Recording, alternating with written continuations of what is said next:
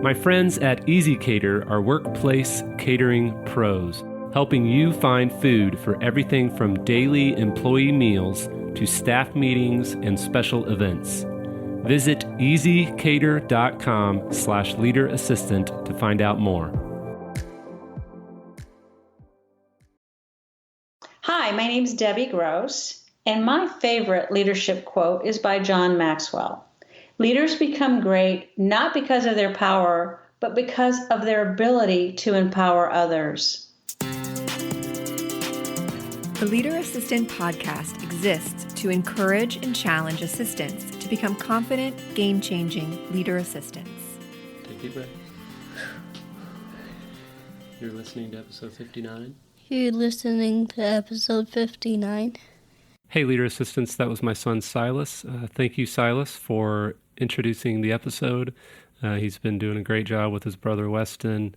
Thank you both for participating in my show, even if I have to bribe you with Oreos at times. I really love you boys, and I'm just very thankful to include you in this process. So, speaking of including my boys, they made a chart for my book sales to keep track of how many hardcover pre-order bundle sales I've sold, and they fill in a different color for each square as the chart fills up. So it's really fun. I posted a couple of pictures on LinkedIn and Instagram if you want to look those up. It's really cute. But anyway, I have a couple more weeks for selling the pre-order bundle before I have to close that down so I can ship them all and order the t-shirts. And it comes with the hardcover copies that I will sign and ship myself, along with stickers that say Assistance Lead, and a t-shirt that is Tri-Blend Next Level brand, which is very soft, very comfortable. I wear them every day. And yeah, you can go to leaderassistantbook.com/launch. leaderassistantbook.com/launch. Now you can also just go to leaderassistantbook.com, click on the pre-order bundle link on the top right, or you can just download the first 3 chapters of my book for free at leaderassistantbook.com as well. Now the book launches on June 23rd, so again, order your pre-order bundle, leaderassistantbook.com/launch, and my boys will fill out another square on their chart. So thanks again for your support. Let's jump right into the interview. Hey, Leader Assistants. Thanks for tuning in to the Leader Assistant podcast. It's your host, Jeremy Burrows, and today I'm very excited to be speaking with Debbie Gross, who's former Chief Executive Assistant to the CEO at Cisco. She's a leader and champion for the administrative professionals all across the world, and I'm very excited to be joined by Debbie. Debbie, how's it going? Oh, Jeremy, it's going fantastic. And thank you so much for having me and allowing me to share a little bit about me and about what I do with your audience. Awesome. Well, let's jump right in then and talk about your very first job. What was it, and what skills did you learn in that role that you still use today?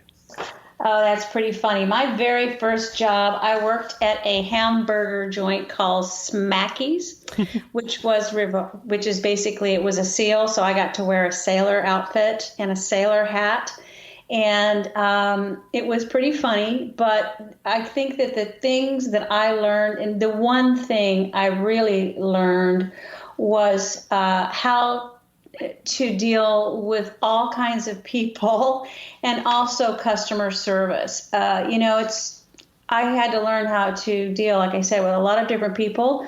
I had to have tolerance, a high tolerance for all kinds of people. And I also learned to excel and learned to really push myself to excel in what I did. And that was everything from making a milkshake to cleaning the grill at close every night. So those were the 2 top skills I think I learned in that job.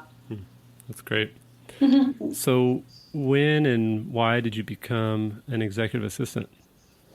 That's another interesting story because I never thought about being an executive assistant. I was an office manager. I had 3 people reporting to me, and I thought I was on top of the world. One day, one of the people that did report to me had left me to go get another job, and that was to be an executive assistant. So she called me and she said, Debbie, we have an opening here in our company, and I think you'd be perfect for it. And I started to ask her questions about, well, why would I want to leave my job as a manager and go work for your company as an executive assistant? And she said, well, basically everything that you're doing as your office management, you would be doing as an executive assistant. But what really tipped the scales, Jeremy, was that she told me how much she was making. And at that point in my life, I did have some financial goals. And when I started to think about it, I was getting maybe 2% a year in terms of a raise. And if you calculate, I started calculating that out and went, wow, okay, in 5 years, I will nowhere near meet my financial goals. So why don't I just go over and check this out? It's an opportunity. I don't know if I want it, but let me go and check it out. So I did. And it would be working for two vice presidents in this, and it was a startup. And they made me an offer on the spot. And when I started thinking about it, I thought, you know what? I can do this. And not only can I do this, but I'll make more money. So that's how I got into the executive assistant profession. Not originally my thought process, but it became my thought process. So how did you end up, how long were you an EA before you ended up as the EA to the CEO of Cisco, and how did that happen? Well, so in the startup world, it's very risky. And first of all, I was loving what I was doing. I had two executives of totally different personalities, and I was learning how to cope with their personalities, but I loved what I was doing.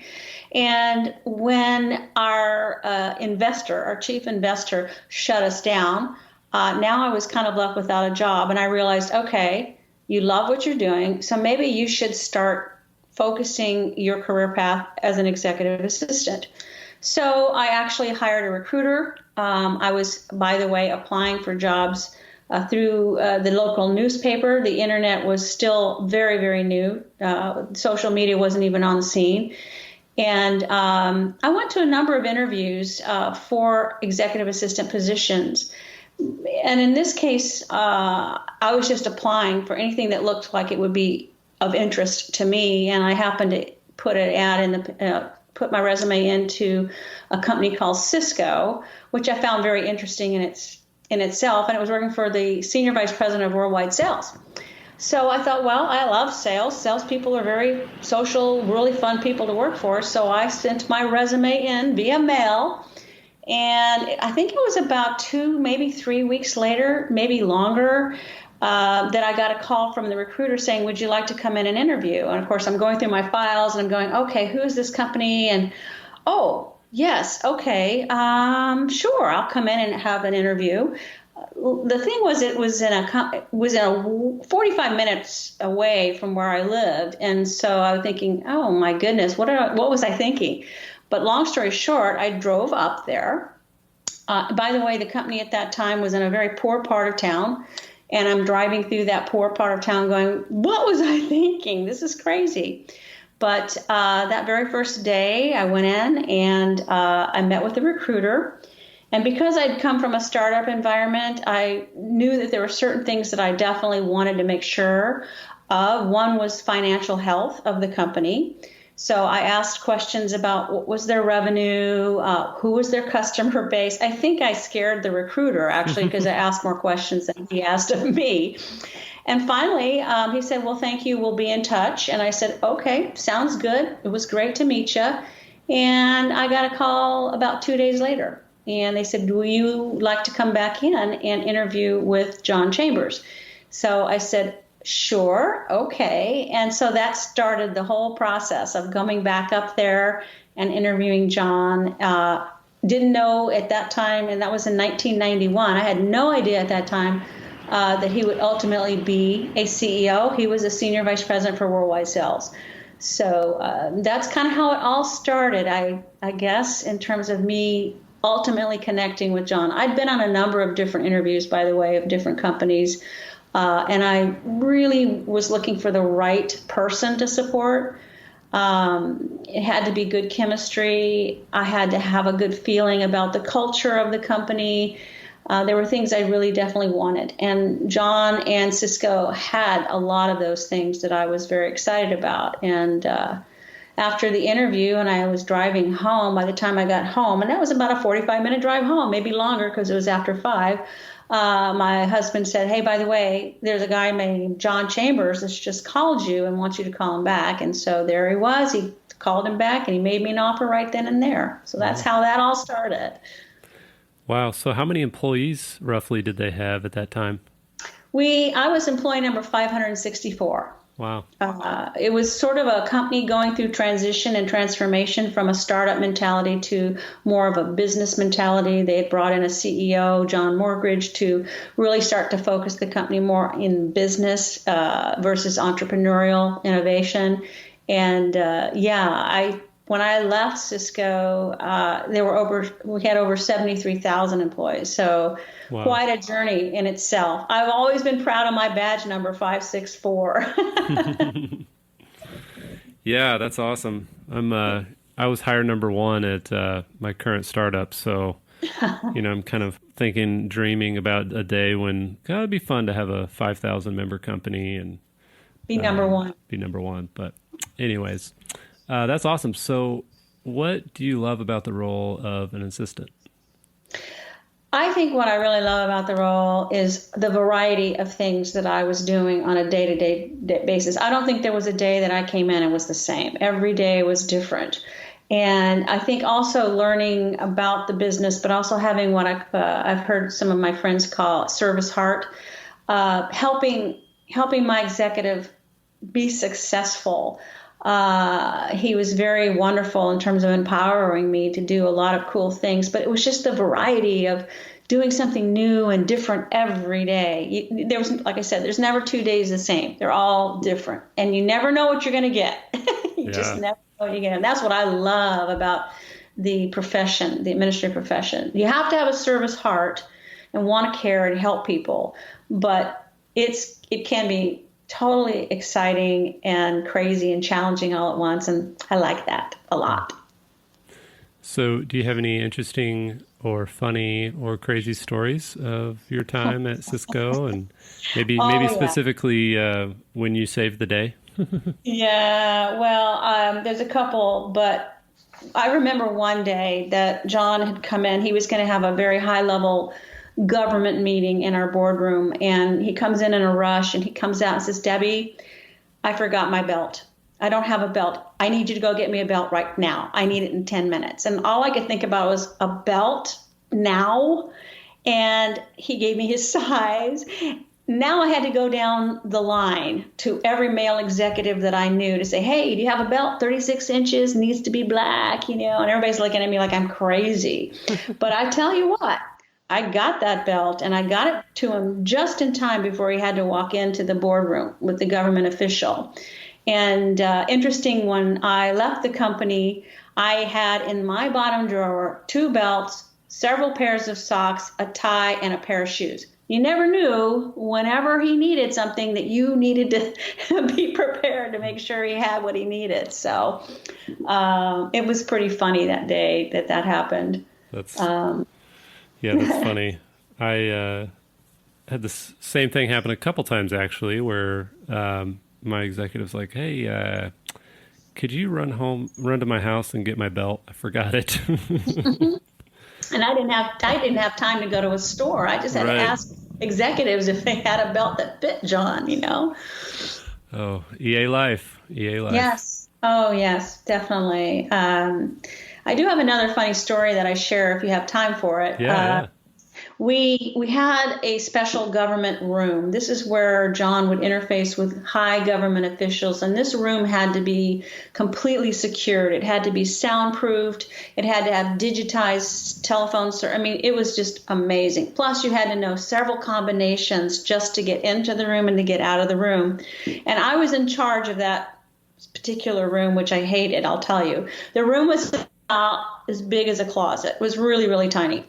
And John was going to have a call with a very high-level government official and asked me to go ahead and help him get into the room, which I did pretty well. By the way, you couldn't write the combination down. You had to memorize it, which is hard when you don't get into that room all the time. But I got him into the room, and he sits down, and I'm standing there with the room door kind of open because I'm a little claustrophobic. And he says, Debbie, you got to come on in and close that door, or this will not be a secure call. And I thought, oh, gosh, okay. So I closed the door, And he gets on the phone and he looks at me and says, well, this phone's not working. We're going to have to get somebody to come in here and fix this phone before I can have this call. So I need you to go get that taken care of. Well, I turn towards the door and I'm so claustrophobic and my heart's racing. And I realize I have completely forgotten the code to get out, completely forgotten the code. And I'm just staring at the door thinking, what am I going to do? What am I going to do? What am I going to do? And then I look over at John and he says, well, what's the matter? And I said, I can't get us out. And he goes, well, just call somebody. And I said, John, cell phones don't work in here. He goes, well, and then he gets this big grin on his face and says, you mean to say that you and I are trapped in this room and nobody knows we're in here because nobody can hear us and we can't call out? And I said, yes, and I'm about ready to cry. I was so upset. And he says, well, let me think for a minute. I think I know the code. So he was able to actually get us out of that room. But I'll never forget that as long as I live. In fact, I told him I did not want to be on the secure room duty ever again. Wow. It was scary. It was scary at the time it was happening, for sure. Yeah, it is crazy. So what was the biggest mistake that you made, or one of your bigger mistakes, and what did you learn from the process, and how did your CEO, John, handle that? The biggest mistake I think I ever made was sending John off on an international trip, and I forgot to give him his passport. John always expected us, members of the team, to make sure he had his passport. He never really carried it. We always carried it and made sure he had it. And what happened is we were all assuming the other person had it. So on Sunday night, he's headed to Israel. He's going to meet with the president, Shimon Peres. And then from there, he's going to Russia. So it's 9:00 at night. I'm sitting there watching my favorite TV show and my fuzzy slippers, and I get a call from John. And I pick up the phone. He says, Debbie, we got a problem. And I thought first he was joking. And I said, what's the problem? He goes, don't have my passport, and I'm an hour from landing in Israel. I just about died. And I said, tell you what, John, and he's trying to help me. And I said, tell you what, John, let me hang up from you and let me start working on this right now, because you're an hour away from landing and we need to make sure we figure this out. So I will say that the rest of my night was pretty much focused on getting him the passport. What the good news was that the president, Shimon Peres, was a real good friend of John's. And I worked immediately. I called the Israeli team and said, this is what's happening. And they said, OK, no worries. We're going to get him a temporary passport. We'll make sure he gets into the country. And of course, having Shimon Peres as his influential person was really, really good. However, that was not going to be the case in Russia. He was going to be speaking there, and John did not have the relationships in Russia that I could count on. So I think the rest of my night was working with our amazing travel guy. He was so amazing to say, we've got to get John's passport to him before he leaves Israel. He was only going to be in Israel for 2 days, right? Just 2 days. And so I rushed to the office to find out where did it go. The passport was sitting in his office drawer. Duh, I should have thought. And I got my travel person to make sure it got to Federal Express the next morning at 5:00 in the morning. And we literally tracked that passport from the time it left Silicon Valley until it got to Israel. Planes, trains, automobiles, you just won't believe where and how it tracked through. It got to John an hour before he was leaving the hotel to head to Russia. And I think I breathed a huge sigh of relief because he had it in his hands. But my biggest takeaway was never, ever assume anything. Yeah. Because that just blew my night. I couldn't sleep. I was stressed. And I learned that never assume was part of my motto going forward for anything that I was doing. Never assume. That's the big takeaway. Yeah, that's really good. I had one of my early executives, my first, maybe my second assistant role. He taught me that too. He's like, Jeremy, never assume anything. And I was like, never. Kind of took it with me. Yeah, you're always going to it's going to hurt you. It can bite you if you're not careful. Yeah. Well, what do you have any tips for managing an executive's inbox? Yeah, I had to manage John's inbox as well as my own, and he got tons and tons and tons of emails. But I think the one thing that I see and that I think is important for us if we are managing our executives' inbox is to acknowledge that the email's been received and be responsive, even if you don't have an answer. I think sometimes people send an email to your CEO and they think it's going into a black hole. And so for me, it was always just letting somebody know I got it and I would be working on it, because sometimes you had to research it. You had to do some things that were important before you could even answer it. But I wanted to make sure that making sure that John seemed accessible, that I let them know, hey, I got your email. That was number one. But number two, there's a thing that I call the 3D method of managing emails. And this can work for you with your executives, or it can work with you for your own emails. Very simple technique, but I call it the 3D because the first thing I would do is go through his emails. As we all know, there's a ton of spam and crap. And so the first thing I would do is just go through his emails and delete anything that had no relevance to him or anybody else. It was just crap. That's the first D, which is delete. The second D was really do. And do is any email that I knew that I could answer in less than 2 minutes. This is thank you so much. He appreciated it. Great to hear from you, John. Anything that I could definitely answer in less than 2 minutes. That would be the second time I'd go through his email. The third time became the key, because the third time became what I called defer. And what I meant by that is that was any email that I knew that I had to do research, I had to check calendaring, I had to decide what kind of response I was going to send, because sometimes my responses had to be well thought out. That's more than 2 minutes, and those would become tasks. Those would actually become my working tasks for the day. So I tried not to stay in his inbox that much, but to start to use the tasks is how I operated in my daily routines. And I did the same thing for my own emails. It totally took away that frustration and that nausea you get when you open the emails and there's thousands of them there. So those are just two ideas that I have in terms of managing the inbox. But the 3D method can totally take away a lot of that stress and anxiety if you practice it. And it's a behavioral change, by the way. It doesn't happen overnight, so you do have to do it for at least 2 to 3 weeks before you get it. And once you get it, you don't really change. You go right, you use that technique. I guarantee it will be so much easier for you than trying to manage every email that comes in all the time, because we just get stuck in looking at all the emails coming in, and we get stuck on one, then we get stuck on another. Let's create emails as our actual priority in our tasks. That's how I used it. That's how I did it. Yeah, I love it. Delete, do, defer. Awesome. There you go. So, Debbie, if an assistant called you tomorrow and said they are not respected or don't feel recognized or valued in their current role, what would you say to them? I think the first question I have is really, have you had a discussion with your executive? That's the first question I have, because sometimes it's just a matter of opening the lines of communication. The other thing I start to question is, how are you showing up every day?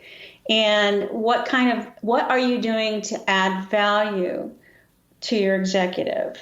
And I'm not just talking about managing their calendar, because we all do that, but there's so much more we can do to be valued. And it can be very simple as walking a candidate from the lobby to a conference room and getting to know the candidate so that you can provide feedback to your executive. Saying and commenting on staff meetings like, that was a great strategy you put out there. We tend to stay behind the scenes and just do the normal tasks. So I would start to question that executive assistant in terms of, how are you adding value? What are you doing differently? Because they will recognize that, but you have to put it out there. And then the third thing I would say is, are you actually sharing and showing what you've accomplished? Do you show and toot your own horns periodically when you built a process that totally increase your executive's productivity? Those are just some of the questions that I would ask when someone is stating that they're having a problem with their executive. At the very end of the day, we have to prove to them that we are valued. We have to prove that we can do the job and do more than just the job they've hired us for. But also, you also have to think, if over time this executive is never going to recognize you, then you're the captain of your own career and your own ship. And so you probably start to think about, well, where and who can I go? I need to go find an executive where I can truly be that business partner for that person, because there are some executives that just, I don't think, get it, period. And we either have to show it or we have to move on so we can show it to somebody else. Does that make sense? Yeah, definitely. So in general, though, how, maybe it's not with your specific executive, but how can we help executives, HR departments, recruiters, other managers, how can we change the perception of our roles and help them value assistants in general and overall? Well, I know that question because I really pondered that question. I hear a lot of this from administrative professionals, but I guess for me, it does start with us. It does start with us and how we're showing up every day. It starts with we have to show our worth. I think this is a long struggle we're going for. It's an uphill battle, but we have to show our worth. We have to show our value and prove it and get in front of them and show it, not just think it, but show it. We have to think like our executives and ask for what we need and want, and not just settle for, oh, this is the way HR has always done it. We have to have the confidence to be able to stand up and say, look, this is the things that I'm doing for my executive right now. I've also, by the way, increased my executive's productivity by 40% just by the way I've changed the way I'm calendaring for him, or just by the way I'm analyzing the data that he's doing. They don't know what we do. They really don't know what we do. They think they do. The job description says they think they know what they do, but I don't think they do. We have to do it. We have to share with them as much as possible what our worth is. We also need to negotiate and be very clear about what we need. And I don't know if a lot of administrative professionals or executive assistants have enough confidence to do that, but not having confidence is another reason why we're bucketized in this lack of value. So I don't know if that answers your question, but I really personally believe until we show our value, until we really, put it out there and show what we're doing, we're going to always be kind of in these buckets that I don't think we should be in. But I didn't stay in that bucket. And I do a lot of career coaching, and I see administrative professionals who just aren't taking it to that next level, aren't thinking about, I'm going to ask you a question. And I ask this of all my students that I have and I teach, how many are actually reading USA Today? And nobody's reading anything that's going on in the world. Wall Street Journal, USA Today, Business News. They're not even doing that. So already, how are we going to be showing up every day and adding value if we're not even reading the same news that our executives are reading? If we're not paying attention to what's going on with the world, we're not paying attention to what's going on with industry and what's going on with China, what's going on with stocks. How are we, what are we doing? We're in silos focused on our calendar and our computers and our calendar, and that's about it. So I really do think, Jeremy, it starts with us, and it starts with showing up every day, adding value, being more than what you thought, and giving your executive the clue and being vocal about it and negotiating and telling executives, HR, and all what we want, and not hiding behind lack of confidence, because that's part of the killer right there is lack of confidence, not to be able to speak up. I spoke up a lot in my role as CEA and as EA. If I didn't see it, if I didn't think it was right, I would basically be vocal about it. So, that's kind of my feeling on it. Making time and connecting with your HR representative to sit down with them and say, here are the things that I'm doing right now. Maybe doing some research on what's out there, research on where salaries are, just in general, right? Yeah. It starts with, I personally believe it starts with us. Yeah. Yeah. That's great. So you mentioned a little bit about your coaching. So share with us kind of how it came to be that you decided to start training other assistants. Well, so originally I had never thought about training or teaching or coaching or any of those things. Back at Cisco in the dot-com era, when we were hiring butts and seats, we were hiring so many administrators every quarter that it was crazy. And HR actually approached me one day, and her name was Celeste, and she said, "Hey, Debbie, we have so many new administrators here who don't know Cisco or its culture. Would you be willing to get up in front of these people and share with them your knowledge?" And I just looked at her like a doe in the headlights and said, "Absolutely not. No way. I am not getting up in front of anybody. I don't have the skills. I just can't do it." And she laughed and she said, "Well, what if we got you a coach?" And I said, "Okay, I can see that I could use a coach. If you get me a coach and I still feel good and comfortable, I'll do it." Well, I had a great coach, and long story short, I got in front of 25 brand new executive and administrative professionals, and I had a wonderful presentation. And as I was going through the presentation and having them do some fun exercises, I don't know, of watching the light bulbs go off in the room, people nodding their heads and like they were getting it, I got this state of euphoria that I've never felt in anything else I had done in my career. And when I walked out of that room with them clapping, I was on cloud nine. I was just on cloud nine. And I realized at that moment in my career that I had found my passion and I found what I truly loved to do, which was to help administrative professionals be better at what they were doing. And based on my own experience, that's how I ultimately ended up training. I got certified to teach. I ultimately ended up on stage speaking, which is in itself a scary thing. And I also now, in my new career, not only do I speak and I teach and I train, but I'm also trying to help people on a one-on-one basis. I have a number of clients that are going through and wanting to become more, wanting to become valuable, wanting to become business partners. And I'm trying to share with them what it took for me to get there. And I'm hoping in some of these clients, they're getting it and they're going, you're right, I should be doing it differently. It's about doing the work, but doing it in a whole new way and thinking differently is what it is. It's thinking differently than the standard executive assistant role. So that's how I got into it, and I love it, and it's what I thrive on. It's what makes me happy. That's awesome. So what would you say, I'm going to put you on the spot for a second, what would you say is your unique kind of position or perspective on the admin training world? In other words, why there are a lot of EA coaches and trainers and speakers.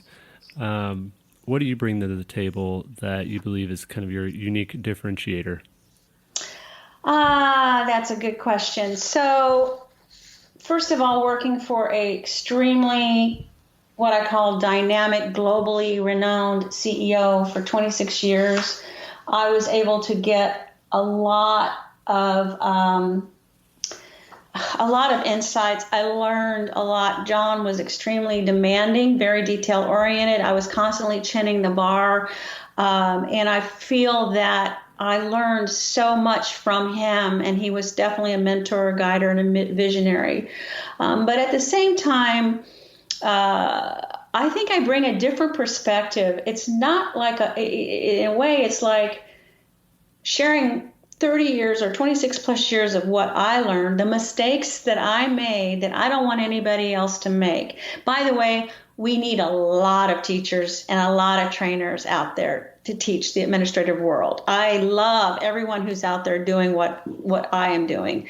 So I'm not downgrading anybody, because I think we need so many of us out there helping the administrative world. I think there are plenty of administrative assistant books out there that we can read. I've certainly read a lot of them. There's more coming out all the time. If you think about my book, which is the Office Rockstar Playbook, it's really part memoir, but it's also part of a how-to guide that offers practical advice. I tell some funny stories. I've got some great stories in that book that I think makes it entertaining. But at the end of it, the lessons that I learned that I'm hoping that I can share with others out there. It's not like the regular professional development book. It's not a dry read manual. It has life's lessons that, that I think really carry on and that people can take to the bank with it. That's kind of the way I look at that. Oh, that's great. And what's the title of the book? It's called the Office Rockstar Playbook. Because I'm out there trying to create office rock stars, people who are just doing amazing things. Awesome. Well, we'll definitely have a link to the book in the show notes so people can find it easily and check it out. Awesome. So, Debbie, I'm going to ask one more question. Thank you so much for your time, but I like to close off most of my interviews with this question. Mm-hmm. What makes an assistant a leader? Well, I have to tell you that what I think makes an assistant a leader is someone who is willing to raise their hand and take initiative. Leadership doesn't mean you're running an entire show. Leadership means that you are raising your hand to say, I'll do it. I'll take care of it. I will work on it, instead of sitting back and letting someone else do it. I also think that it takes somebody who really cares about the people that they support, cares about the administrative community, somebody who's humble. I've always been humble. I don't toot my own horn around the big group of people because I want to be loved for who I am, not for who and what my title is. Someone who's not politically or power focused is someone who's willing to take risks and initiatives, who cares about others, and who is assertive when needed, because sometimes we have to be assertive in a good way to get what we want. So coming from a place of caring, but being assertive so that you don't get stepped on. But at the same time, for me, assertive is I care about me and I care about you. So those are just some of the tips that I would have in terms of becoming a leader. But the biggest part is to take initiative. Take a risk, get out of your comfort zone, show people what you can do. That's, to me, what a leader should be. Awesome. Great. Well, Debbie, thank you so much again for your time. Thank you for your passion for lifting up the administrative professional career and coaching and training and sharing your wisdom with assistants all over the world. How can we support what you're doing, and where can we find you online? Well, you can support what I'm doing by getting my book, and you can just go to Amazon.com. All you'd have to do is type in Debbie Gross or Office Rockstar Playbook. It'll come up immediately. I would love to come in to companies and share my knowledge and help build office rock stars out there. So that would be a big help to me. If people are saying, I need someone to come in, I want to motivate people. I want to have fun, and I also want to teach the power behind this role. You can find me online at Facebook or Instagram or Twitter at Win with Debbie G, or www.debbiegross.com. And I would love to be there to help wherever I can and whenever I can. Thank you so much, Debbie. It was a great conversation. Everyone check out the show notes at leaderassistant.com/59 and reach out to Debbie, check out her book. And also a reminder to check out my book, The Leader Assistant, 4 Pillars of a Confident Game-Changing Assistant. And you can learn more about it at leaderassistantbook.com. Until next time, keep leading well.